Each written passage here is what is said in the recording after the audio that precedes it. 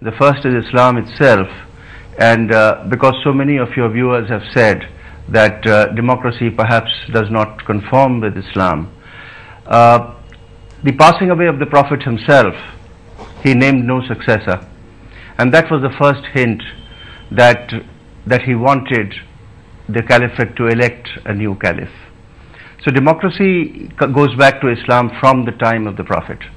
Now coming to Egypt itself, I hear this great fear of the Muslim Brotherhood coming into power, and I fail to understand, because as Professor Ramakrishnan has said, we do not know of the degree of fundamentalism that the Muslim Brotherhood has with it.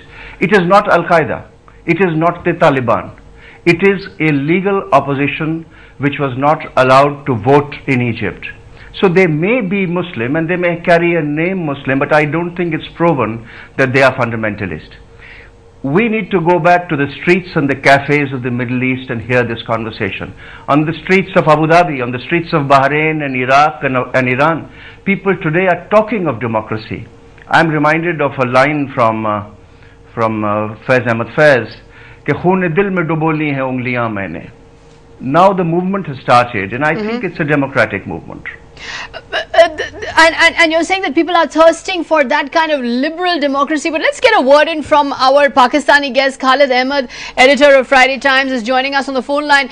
Mr. Ahmed, in Pakistan we see a different kind of interface. Now there we have the liberal freedom of minority rights, clearly up against the Islamic assertion in the form of blasphemy laws, and there you have a situation where the liberal democratic tradition is being challenged almost by the Islamic section, which feels that the liberalism itself is elitist, that liberalism is tied up with a sort of westernized elite. So there you have in fact a collision course between liberal democracy and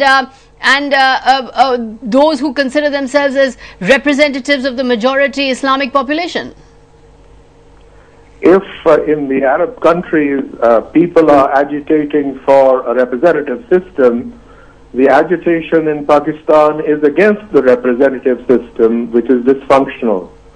And Emir al-Zawahiri, who is an import from Egypt and lives somewhere in Pakistan, calls our constitution too liberal to be Islamic.